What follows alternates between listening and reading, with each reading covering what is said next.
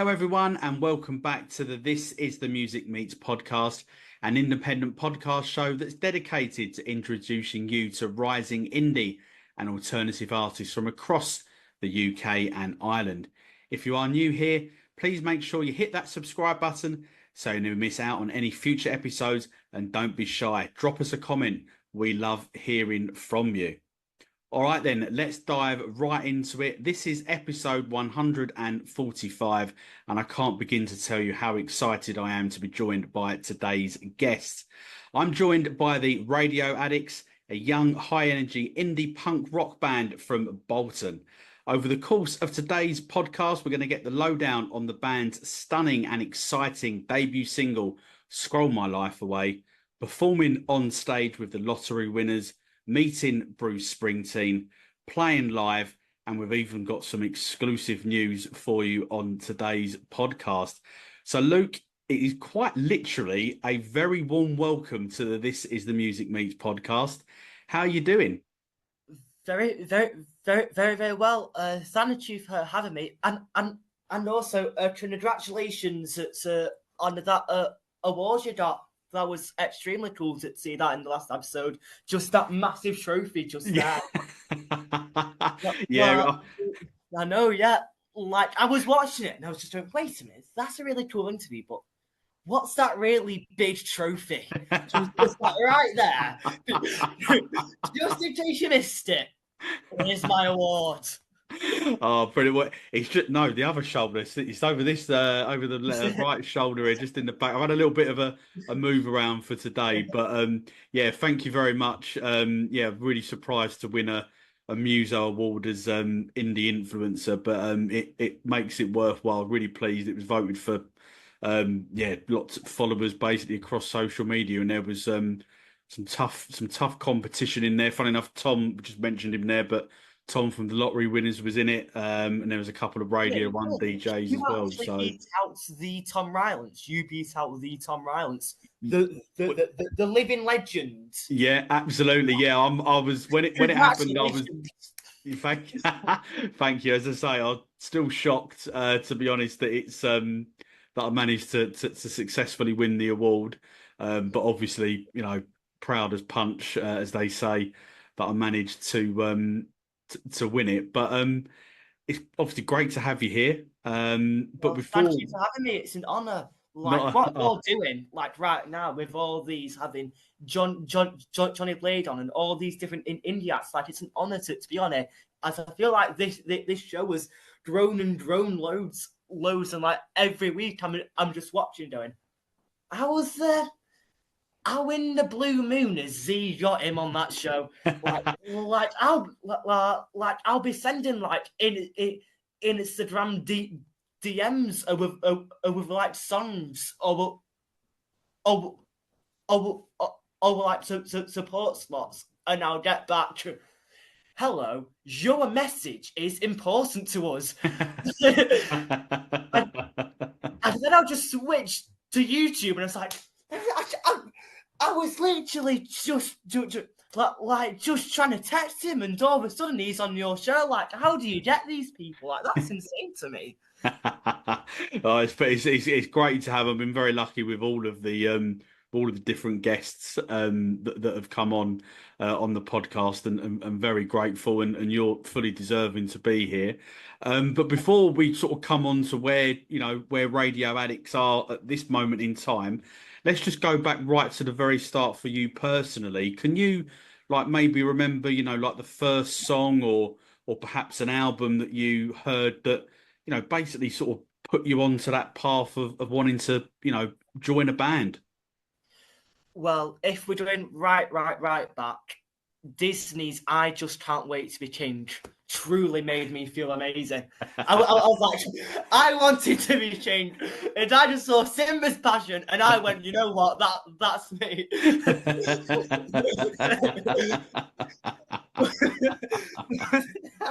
Brilliant, love that.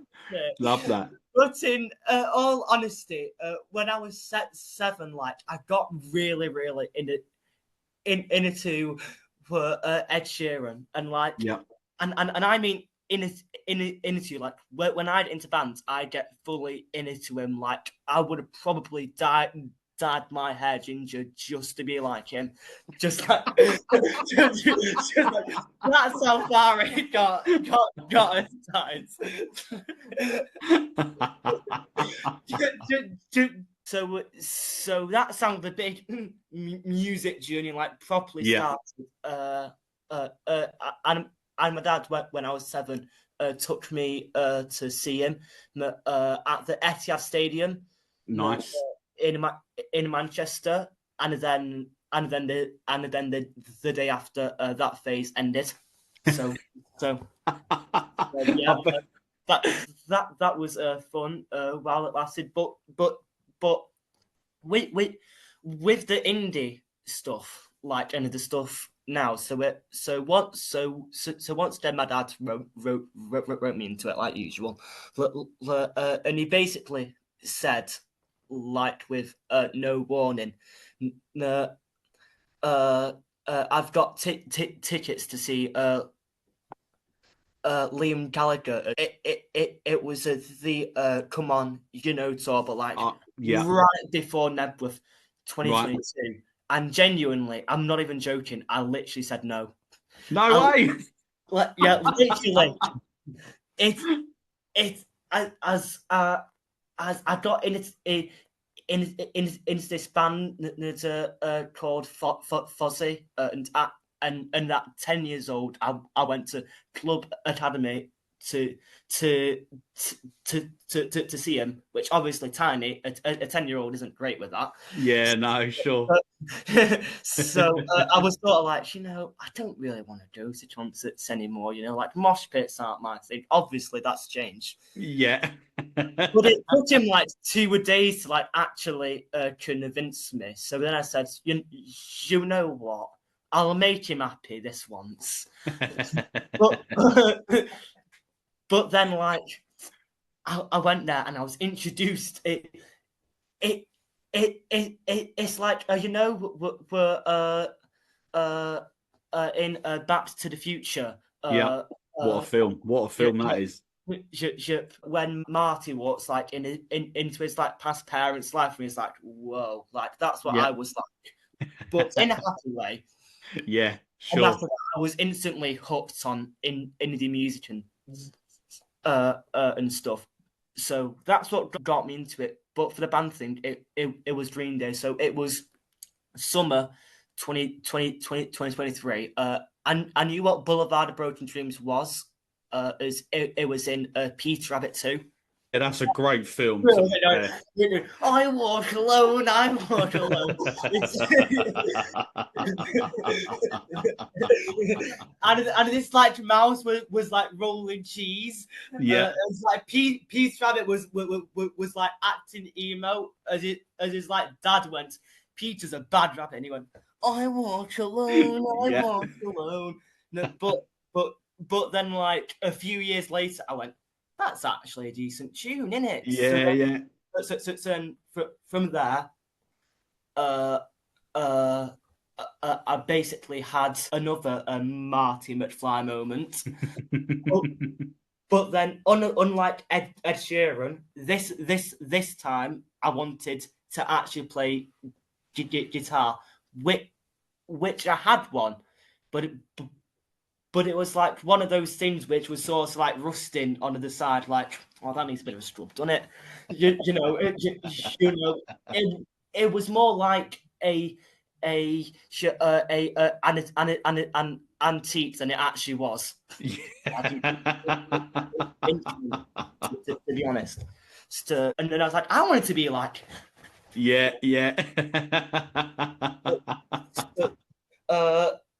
So from there, I went, you know what, let's just do this guitar thing, and I learned how to play, and I wrote some songs, which those songs will never see the light of day ever. Like, my gosh, this one is playing the devil's game, and I miss you though. Everyone's got to start off somewhere, right? like truly like awful demo like levels of badness. But then my dad sort of went like, you've wrote the songs, and we had this like toy microphone. You know those like Elsa type Disney princess ones, and it plays like Let It Go on it or something. Yeah. So we sort of said to like just try this microphone and this guitar and let's hear you. So I played him like 6 songs, like 2 originals and like 4 covers, and he said like if you want to do this, I can look for some like open mic nights. Yeah. So that's how the gigging starts. So and then later that night, I texted Daniel, what one of my best mates in the world, and now the lead guitarist for the band, and band basically said, look, I might be playing some open mic night soon. I don't want to sound that bad. It might sound somewhat decent with 2 guitars. Yeah, sure. Do you want to maybe just tad along and see what happens? And he said yeah. And basically from that one text message, we are here right now. As if I never sent that text message, none of this would have happened. So yeah, that's how it all really started. Really, was that I like music, and Ed Sheeran. Basically, if it wasn't for I Just Can't Wait to Be King, I will not be sat here today. That's how it all started. Basically, Disney. Without it, it's got a lot to answer for, but you can't knock it as well at the same time. Thank you, Walt Disney, for being alive. He has made me the man I am today. Brilliant, great stuff. So what? Where then did the name for the band, obviously the Radio Addicts? Where did that come from? Who came up with that idea? Well, originally this was Daniel's idea. There was a period of time where we were nearly tropical penguins, and that's an awful. I like that. I like exactly. That. Arctic Monkeys a rip-off. and I was literally like, no, just no, please, God, no. You know, that office meme where Michael Stark goes, John, please, no. Yes. John, no. Like, that was sort of me, but like very, very hidden and tamed down. Yeah, sure. and then I went home that night, and basically, I will not name this radio station, but my mum listens to this really crap radio station, gotta be honest. and I was like, I can be Spider-Man in this situation. I'm gonna save the radio. I'm gonna do with this. And I was like, I was like, I wish I could be addicted to the radio. As back in the day, I've heard loads of stories of just people just sat there and listening to the radio, and I genuinely feel like that's gone. Like, the charts today are embarrassing. It's literally the same top 10 pop songs on the radio every single week. The charts are just now massive pop songs and greatest hits album. That's not me making a joke. That's being serious. It's awful. No, spot on. Well said. I couldn't agree with you more. So I was sort of like, what if I was addicted to the radio? What if I was constantly checking the charts, just like back in the day? And that's where Radio Addicts came from. Because this brand new indie wave is amazing, but it's not the mainstream. And the mainstream is crap. Like, gotta be honest, it's awful. like the fact that Steve's Lava Chicken from the Minecraft movie made it into the charts, but the Chase never got their number one album. It is genuinely embarrassing. So that's where that came from. Excellent. I love it. And I think really there are a lot of people that feel exactly the same way as you've just described there about the mainstream and the charts, and think, and obviously you've just mentioned the K's there as well. I think it's fair to say are a fantastic band. Obviously a shame for them they didn't get number one on the album. Was that 2 years or last? I can't remember when it was now, but obviously new album coming out, isn't it? Like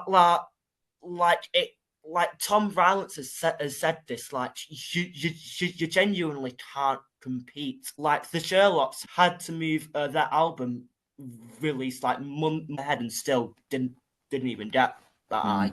And it's just like Lost Winners have 2 number one albums.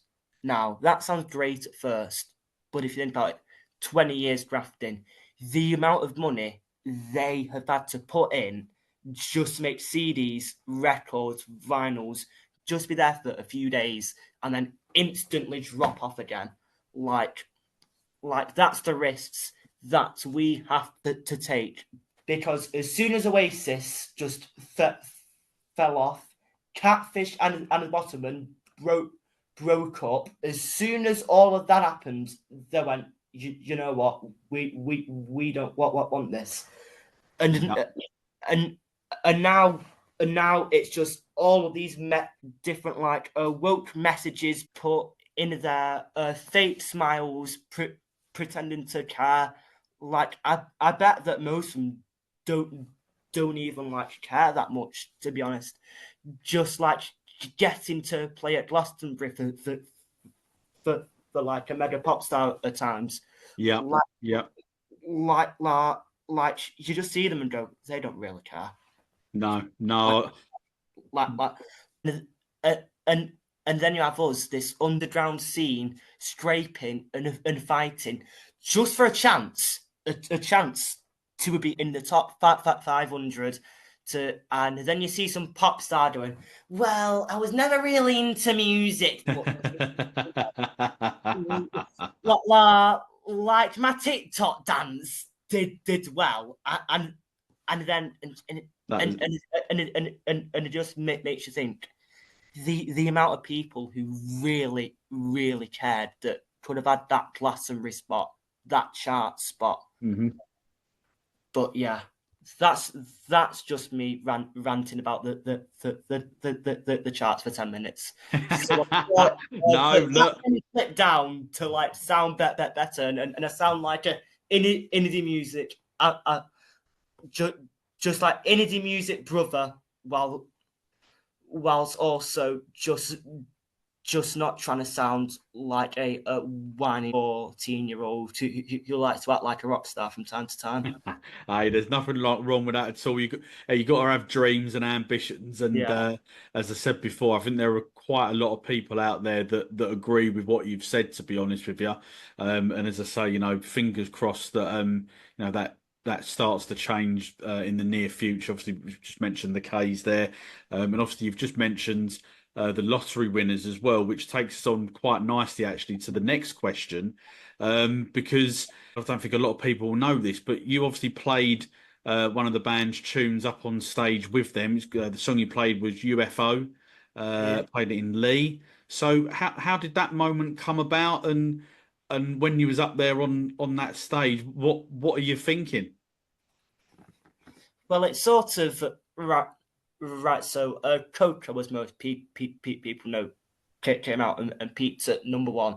And I think it was like two days before they announced that they officially got that number one. And it was their pop up shop in Lee. Oh, okay, right. And their touring guitarist wasn't there. Right. So they sort of went, can anybody here just play guitar? And as usual, I just shoved myself on stage and went, I can play guitar. I can do that. I like to be a rock star. Listen to my band. And I kid you not, I had to learn the song in like 20 seconds. Wow, that quick. Bloody hell, mate. So it was like F minor, E, D, A, G. Wait, no, G, A, D, F minor. Wait, F minor, C, A. So, but like to play on stage with them, like that's an honor, as they are truly like one of my heroes. Just like seeing like what they've come from, and Tom Rowlands genuinely inspires me so much. From like a songwriting point of view, a frontman point of view, like he's genuinely my hero. So to stand on stage with him, even just messing up like a simple chord sequence, it was genuinely the greatest moments of my life, and I'd never repay them for the happiness and joy that they have given me over the years. Yeah, sure. I can imagine what that must have been like. And we were just talking there about the charts. It's good to see they have had some success actually in the charts, and hopefully they'll be able to they've maybe open the door so to speak for some more bands coming through. But you've just mentioned the lottery win. Yeah. Yeah, no, go on after you, Luke. Go on. Cheers, because what they're doing now with like letting like Johnny Blade open like doing leads, like they can really like make a difference, and I really hope that this helps this scene, as they genuinely care about brand new music. So I hope that these big Warner Brothers, Sony Records, all of them see this and try to take a chance on others, be it just lottery winners are now whipping in Isle of Wight, I think, but they're on the big poster with Stereophonics and Sting, and I saw that and went, oh my god, so if they can do that, just imagine the doors that could be open with others. So fingers crossed. Yeah, this might lead to more support in the grassroots community scene, as we've seen like venues are now like starting now, like, but it's good that now like loads of bands are rising up, but I do feel like it's struggling a lot with venues shutting down, cost of living, like artists not being able to like financially do it full time, having to quit. So I really hope that this makes a difference. Yeah, absolutely. Couldn't agree with you more. There again, and obviously you've just mentioned there about meeting your heroes, obviously in the lottery winners there. But you've also met another hero. Here we go. He knows where we're going already. I mean, it's fair to say that they don't get much bigger than the name that I'm about to say. Obviously, Bruce Springsteen, the boss. Oh yeah, Bruce. Oh yeah, Big B. I know him. I know him. Like, that's my mate. I met in Manchester, Dad. just like, yeah, like you, like it was all right. You know, just like we are obviously bigger than him, so we just want to help support this up and coming artist that I've met, Bruce. You know, just might let him open some shows for us, but yeah, all right, guy. Just keep checking him out. He's such a young, brand new and aspiring artist. Yeah. But actually, being serious for once in my life, it was genuinely. Lottery winners was one of the greatest moments of my life. Bruce was the greatest moment of my life. Yeah, genuine. And that was that at the Co-op Arena? Am I right in saying in Manchester? In the Chew-Up Arena, as my God, it takes ages to actually get anywhere. I've heard the stories. like you'll probably start chewing at the AO Arena just for a chance to see the main act.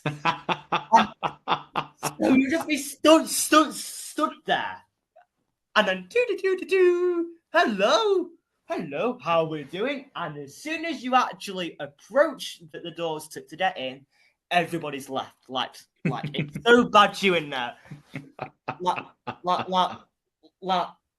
Like even as a British person who we are known for chewing. Yeah, definitely. That's how bad it is. As we never complain about a chew. That's how bad Co-op Arena has gotten with hashtag AO Arena for life. And did you manage to give Bruce a copy of your single? Oh yeah, we were talking about Bruce Springsteen, weren't we? Sorry. I just started yapping about the Co-op Arena. Anyways, so I never knew that we were gonna actually meet him. So Salford Lads and Does Club, like that's under a bigger like umbrella, which is World Youth Clubs. So, okay. And Bruce Springsteen's wife, I think, helped organise and run that. So invited, but all I was told was you'll get to see the show. Like I have no idea. So then we went to this VIP area with the fanciest pizzas I've ever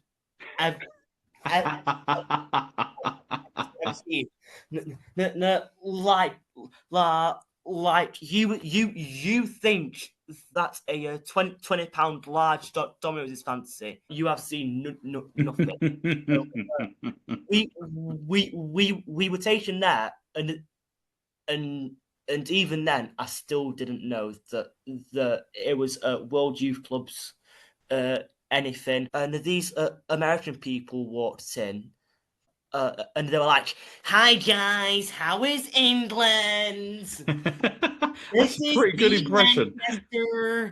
So where is Big Ben? I have heard that it is near this Co-op Live. So like these American people just start talking to us, and like 1 hour later we're still in this like VIP area, and one of the people who helped organize it, not the American people, basically they said, by the way, calm down, we know what you're like. When we tell you this, calm down, you're gonna meet Bruce Springsteen. So instantly I shouted, "Oh my God! Oh my God! This is actually happening!"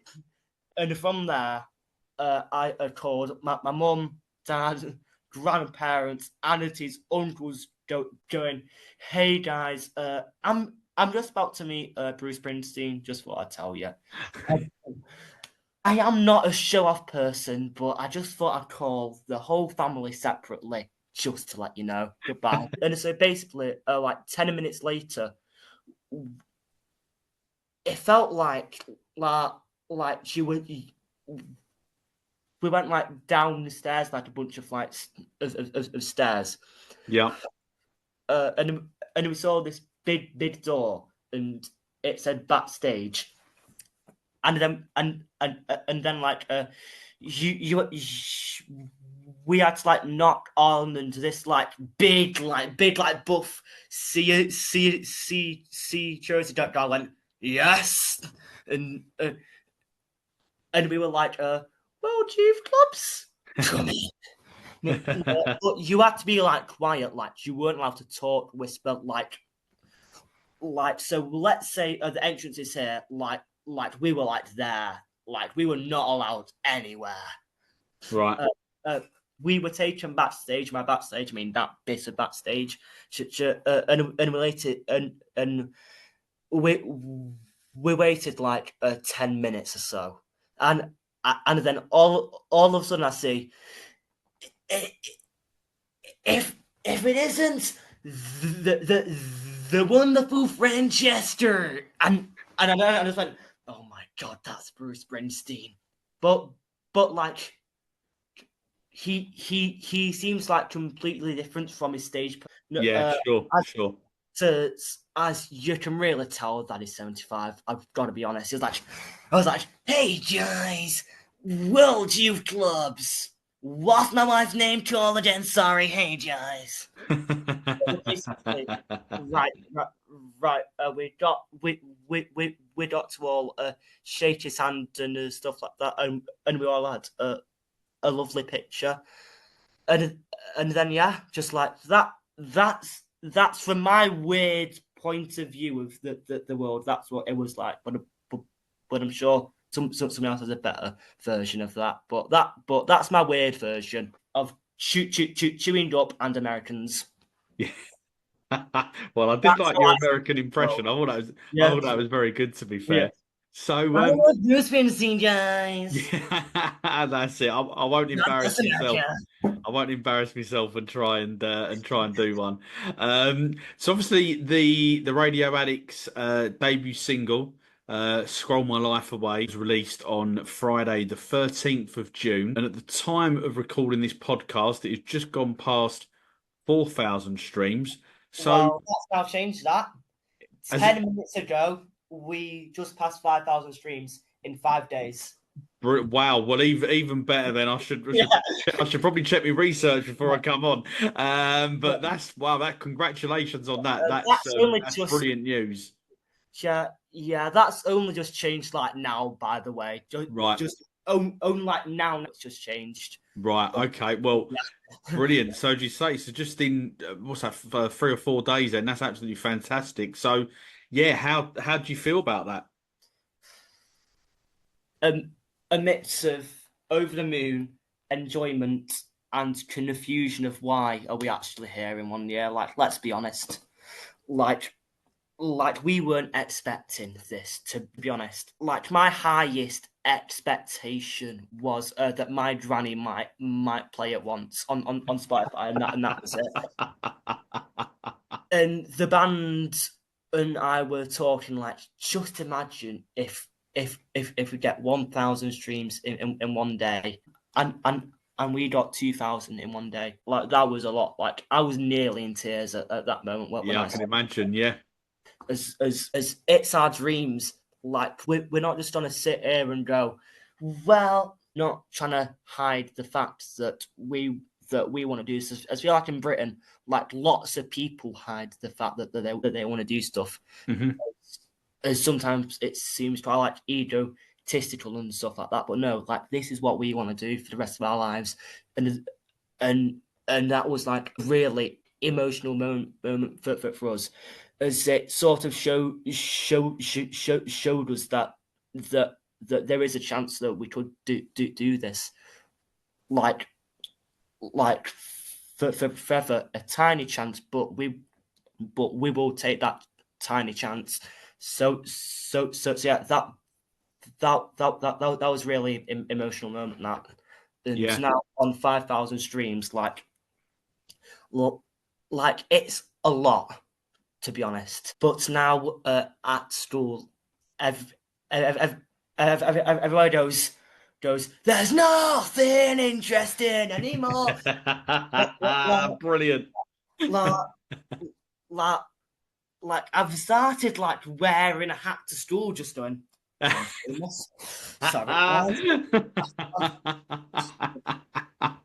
just keep this low, just keep this low. But I am actually here, but don't let you better start practicing. Like at school, like, this isn't showing off. This is a fact. Everyone knows who I am now, and it's mental, and I don't like it. I gotta be honest. Outside of school, I love it. I love it to death. But inside of school, because, gotta be honest, I have never been popular. I have never truly fit in. And now everybody knows me, and it's still so weird. Like like it's mental that this is happening to us and that this is our lives. But yeah, Yeah. and Well, it's yeah, um it's and it's it's it's it's a fantastic song. So all of the praise that yourself and the rest of the band are getting, it is fully deserved. But for maybe people that haven't heard it yet, can you maybe just sort of give us, a little bit of background in terms of what is the song about? yeah. So basically, I started to notice this like 3 years ago, where like everywhere I went was a stream. Like in your house, it's a stream. You know, to town, there's a stream. City said there's a stream. Mega cities, certainly. Just like New York City is basically one big stream. Let's be honest. Like you walk around and you see stream. And I thought, what are we doing here, guys? Like, well, then recently it's changed. Like it's still on screen, but now it's turned this way, this way around, and we're all doing this. Yeah, absolutely. And all of a sudden, like I saw this takeover of TikTok, Instagram Reels, YouTube, and I saw the stats, and I saw the videos, and it almost feels like a zombie apocalypse where everybody's turning into the same person, just doing that. So the song is sort of about like everybody sort of losing their attention span, but nobody's doing anything about it, and we're all slowly but surely falling into that trap.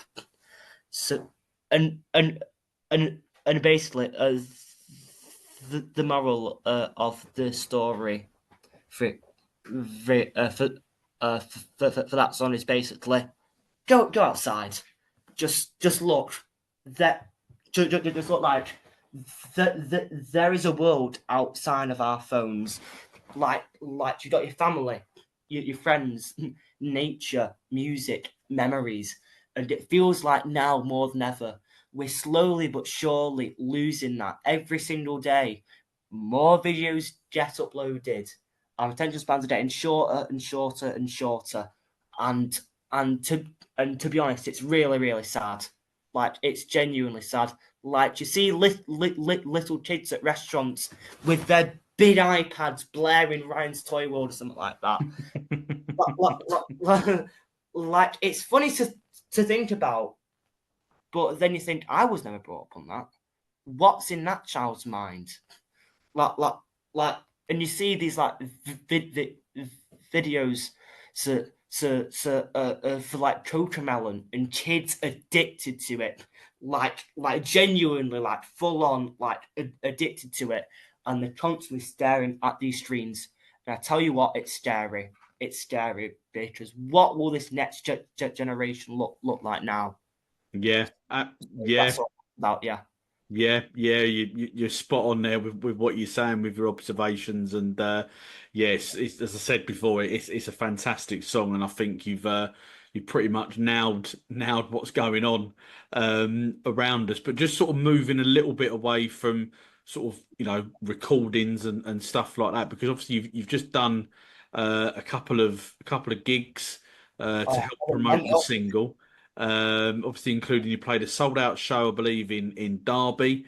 Yeah. You was also as well Made in Manchester festival as well, but there was about a 2,000 strong crowd there to see you. So Yeah. kind of like then, what were the standout moments for you? I mean, they're both pretty big accomplishments already, right?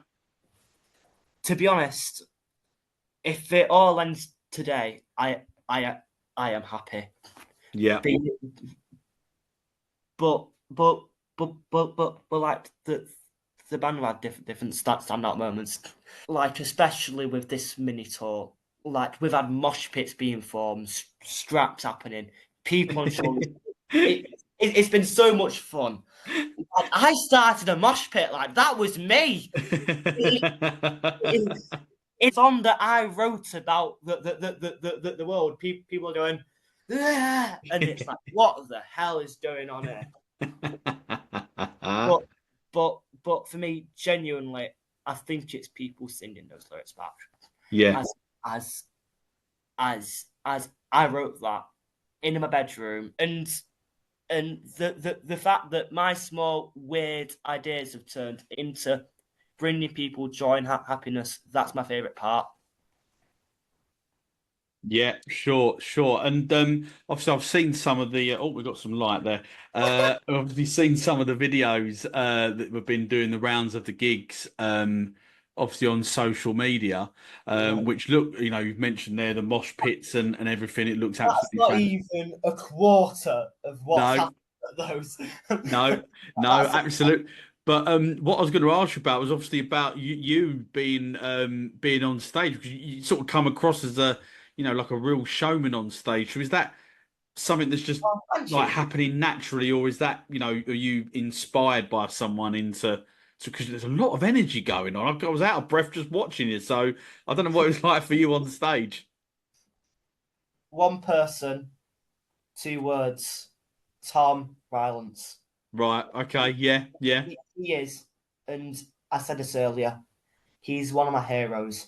Like genuine. Like I remember seeing Lottery Winners live for the first time, and seeing and seeing Tom's stage presence and how the crowd was in the palm of his hands, and genuinely, just like what I said earlier, he inspires me so much. And I'm not just saying that to tagged on social media, to put it in a Facebook group to act like true fans. He genuinely inspires me, and I mean that from the bottom of my heart. He is one of those people where if it wasn't for him, I would not be here today. So it's him, and I think it's just pure adrenaline, to be Yeah. honest. Yeah. Yeah, as I have to be honest, I am like a weirdo to be honest, and the weird stuff comes to me at one point, and also if you just stood there just doing, there's nothing interesting in it. Wait a minute, what am I having for tea tonight? Attention, Yeah. Yeah. No. so boring. Like like like I've seen some bands in my time, but the worst ones are, are the ones where they just stand there zoning out, just acting like they would rather be anywhere than on stage. And so if you're trying to move in, people will have to pay attention. Like it's a human instinct to go, oh wow. Yeah. So I think that's sort of why I act a bit weird, to be honest. Big, just to try and make people go, oh wow, this is a bit of a standout. Oh, Yeah, I yeah, wouldn't disagree. I think you're right. I think it is good to have that sort of, showman, and keep those eyes on you as well. I think, when you are, when there is nothing maybe going on in the song, and, I think he's got that sort of punky sort of spirit about it as well. So, good luck to, keep doing it, because you're enjoying it. And if it's helping you and it's helping the band as well, get a few more people jumping on board and checking out the Radio Addicts, then, keep on doing it. Do what feels natural, right? That's the most important thing, I think. yeah. So one of the things, obviously, that I've been very kindly to be told about, is that you've obviously got a bit of an exclusive for the podcast, to tell This Is the Music listeners about. So Right. Basically, winter 2025, yeah, the Rage Rights will be having their debut EP out, and this will be called MMXXV. And to celebrate, we shall be having our own headline gig at one of our favourite venues of all time, Wax and Beans. If you buy a ticket, vinyl included, and before that, a second single in September, By My Side, will be out. So all of this is now connecting. So By My Side, debut EP, Wax and Beans, and for the EP, we will be pressing vinyl for it. And if you buy a ticket at Wax and Beans, so you get a free vinyl with it. First of all, from my point of view, with the podcast, thank you very much for sharing that information with the listeners. So it's a single. Oh, you're welcome, mate. Because your stuff's amazing. Like, it's an honour to drop that information on your show.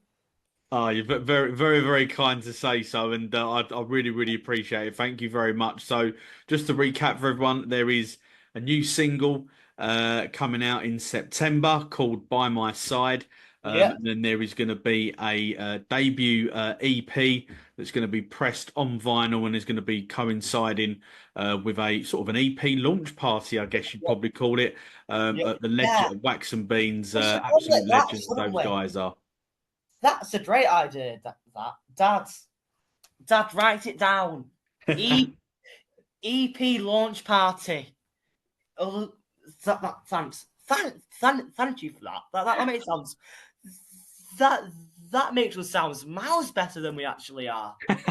Thank you for that. Anyways, yeah.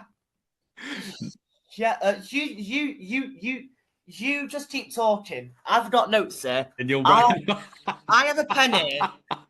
Just keep talking. All I'll say is when you get to the Co-op Arena in a couple of years' time and I'm stuck at the back of the queue, make sure I'm in the venue before you play, all right? That's all I'm going to ask.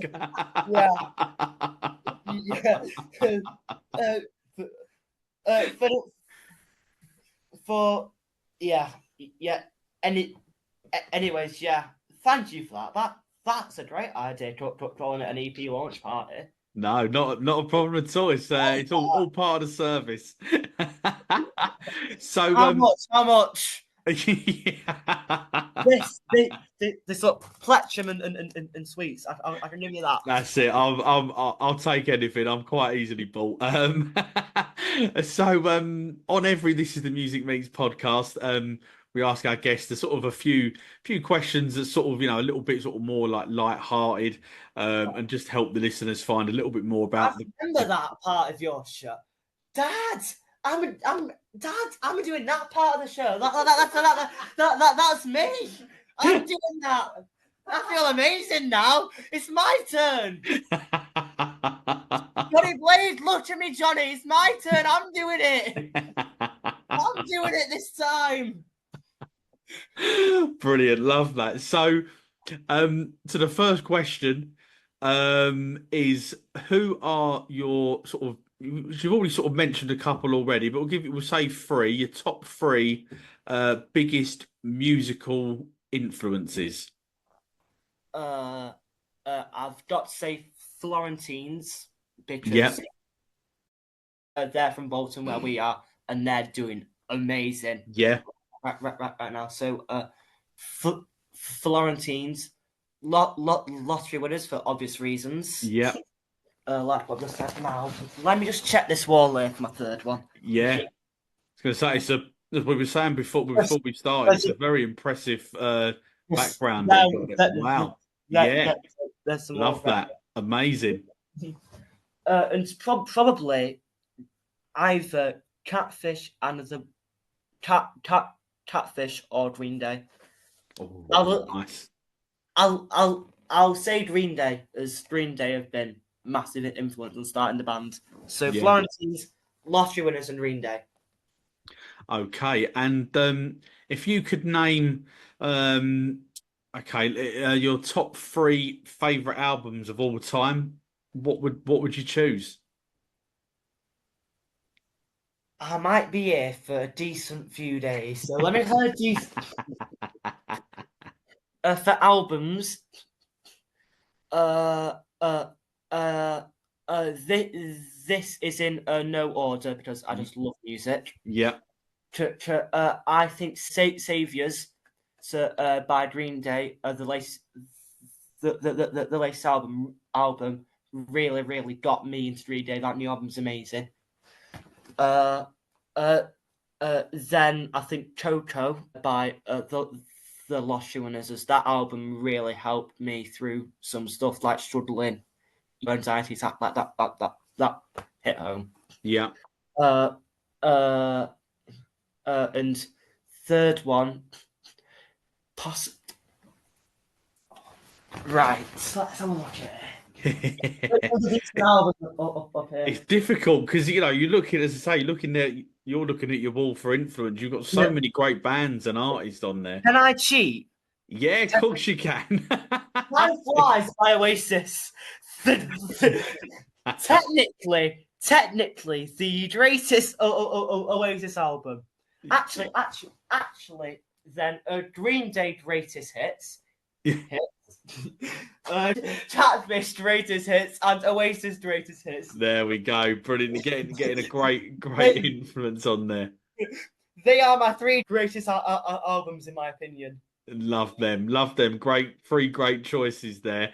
And just for you personally, what do you prefer doing? Do you prefer being up on stage, playing live, or being recording your songs, in a sort of a studio environment?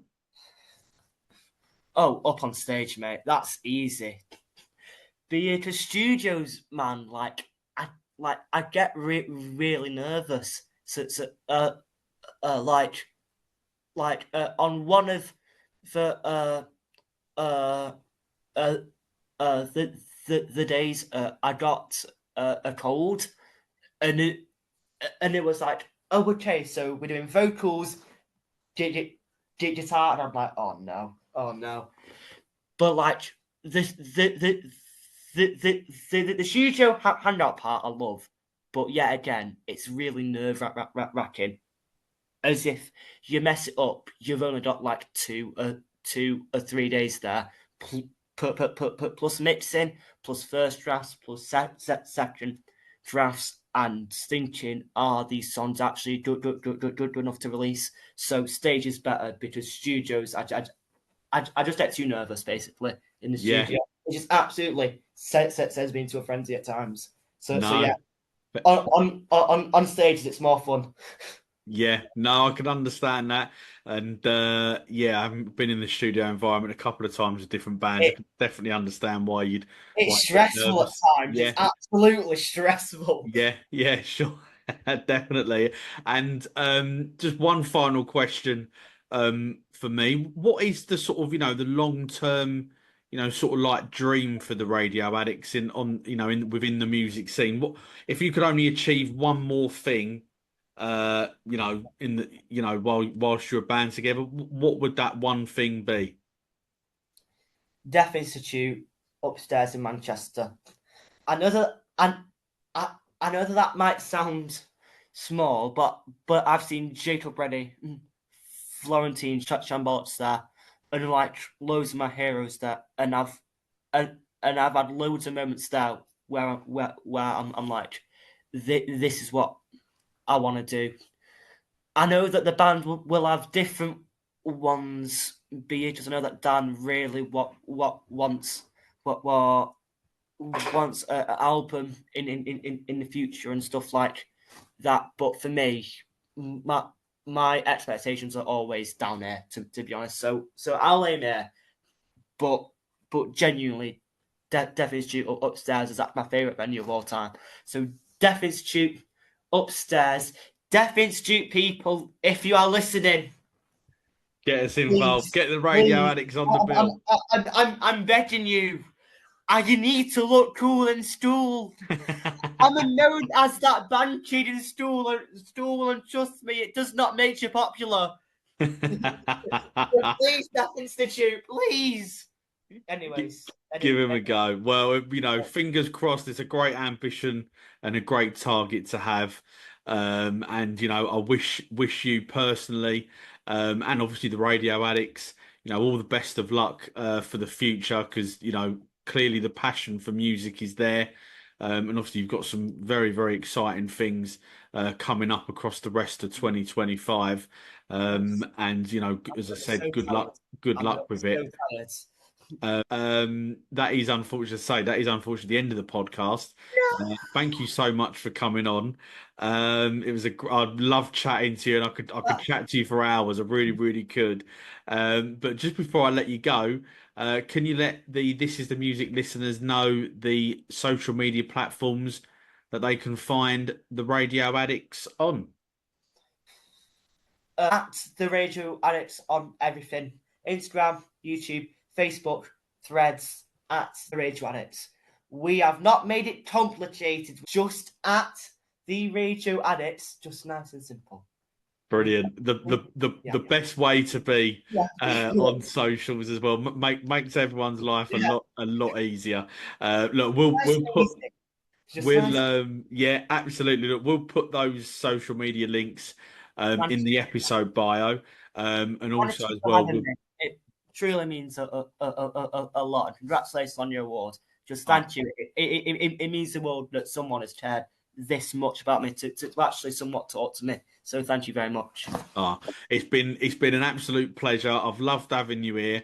And as I said, I could talk to you for hours, and you never know, maybe we might be able to do another podcast in the future, round the EP launch, to give a little bit of insight onto the EP. But look, Luke, thanks very much for coming on, and keep in touch, and look forward to seeing and hearing more about the Radio Addicts in the very near future. Thank you. Listeners, thank you for listening. Make sure to subscribe to his podcast if you're on YouTube. Follow it if you're on Spotify. Our podcast. He's an absolute legend. Thank you for listening.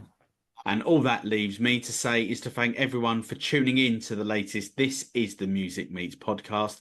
Please subscribe so you never miss out on any brand new episodes. And if you're loving the podcast, I would love to hear from you. So please do leave a comment, as it would really mean everything to myself and as well to the artists that we interview here on the This Is the Music Meets podcast. If you are listening to this episode on Spotify or Apple Podcast, then stay tuned, because at the end of this episode, you'll be able to hear the debut single from the Radio Addicts. It's called Scroll My Life Away, and it was released on Friday, the 13th of June. Thanks for watching, and I'll see you very, very soon for another This Is the Music Meets podcast. And remember, the future is bright, the future is indie.